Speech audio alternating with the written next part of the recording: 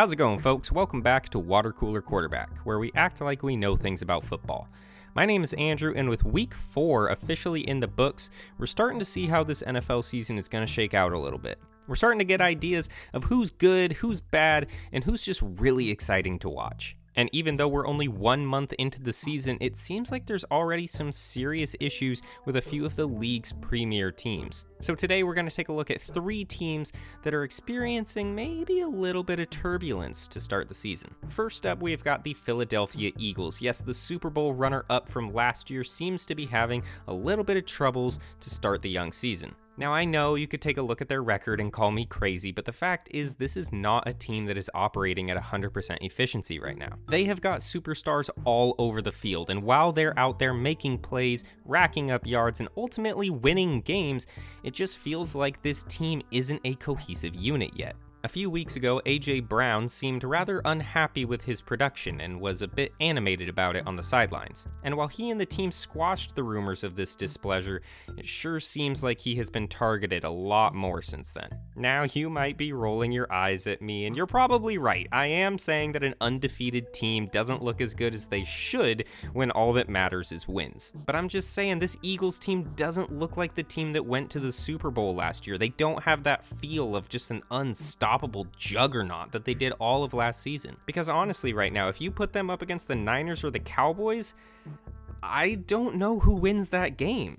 I don't know, maybe I'm crazy, maybe this is just a gut feeling, but I've just got this sense that this team has some things to work out if they hope to make another Super Bowl run. And I hope they figure it out because I really like the Eagles. I love rooting for them. They're a fun team. So I hope that they can get this all figured out and that they can become the unstoppable team that they were last year. Now, I also want to address whatever the heck is going on with the Cincinnati Bengals. The Bengals are dead, okay? They're dead. They're 1-3, last place in the division, and are staring up at the Ravens, who are one blown pass interference call away from being an undefeated football team. And after the Week 4 loss to the Tennessee Titans, Ja'Marr Chase was pretty upset, and rightfully so. Take a listen. Do you feel like you've had less time to get open and create space for yourself? Nah, I'm open. I'm always open. Excuse my profanity, I'm sorry. Now, he's catching some heat for those comments, and I get it. If the team's doing poorly, maybe you shouldn't be going out there saying, hey, it's not my fault, I'm always open. But I also don't think that's literally what he's saying. I think he's just kind of venting his frustration. Because in fairness, Ja'Marr Chase has reason to be upset. When Joe Burrow got hurt in the offseason, Chase basically said, Joe, we've got this. Don't worry about it. Go take your time, get healed up. We want you back out there. We don't care if it takes until week 6 to get you back out. We want a healthy Joe Burrow for this team. And that's not what happened. Every week, Burrow gets sent out there. He's hurt. He can't move properly. He can't throw properly. And the offense just looks terrible. So if I'm Ja'Marr Chase, yeah, I'm pretty pissed off. This is specifically what I said we shouldn't be doing. The Bengals desperately need Joe Burrow healthy, and he's not going to get healthy if they keep sending him out there every week. And I think Chase knows this is why he's so frustrated. But it's too late. You can't bench him now. You're 1-3. If you bench him now, you're basically admitting that the season is over. So are Ja'Marr Chase's comments a little tone deaf? Maybe, sure.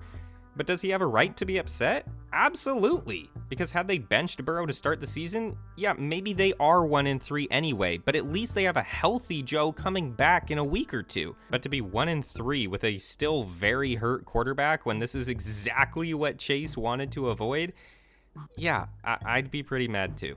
The Bengals' upcoming schedule is really tough. They play the Cardinals this week, which prior to the season seemed like an easy win, but at this point, I'm not so sure. Then they have to play the Seahawks, and then after the bye, they take on the Niners and the Bills. So there's a very realistic chance that if this level of play keeps up, they're 1-7 by the end of this stretch. I don't know what the solution for the Bengals is, but man, they have got to figure something out. If I'm in their position, I'm benching Joe Burrow. I understand that that is basically conceding the next handful of games, but you can't keep sending him out there injured. You just can't. And finally, we have got the Jacksonville Jaguars. Now, this is another team that did win this past week, so take all of what I'm about to say with a grain of salt. But the fact is, this is a team that is leaving a ton of points out on the field.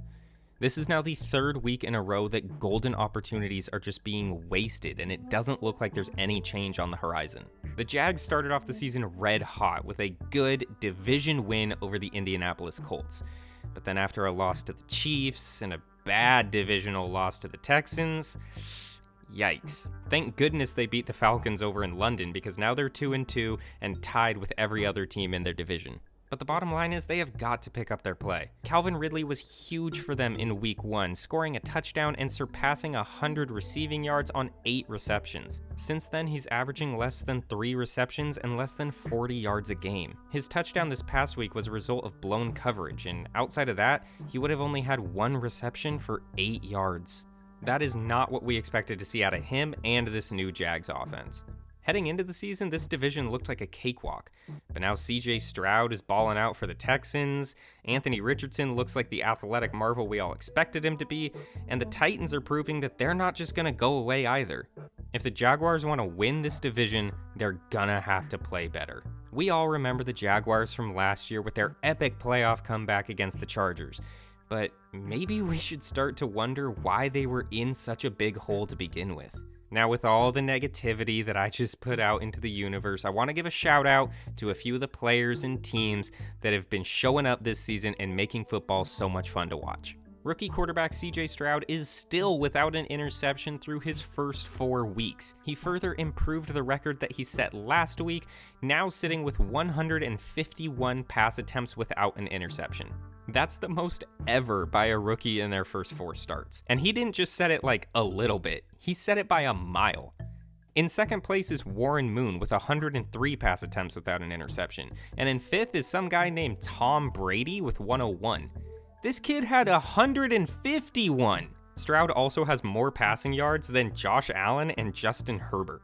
So, yeah, he's pretty good. Then you've got Anthony Richardson and Lamar Jackson currently tied for most rushing touchdowns by quarterbacks at 4 apiece. I just love watching both of these guys play football. They just seem like mirrors of each other, and I can't wait to see who has more rushing touchdowns by the end of the season. Then there's Khalil Mack, who went absolutely crazy this past week for the Chargers, logging 6 sacks against the Raiders. For context, the record for most sacks in a game is 7. Khalil Mack was 1 away from tying the record, but still an amazing showing from Khalil Mack down in LA.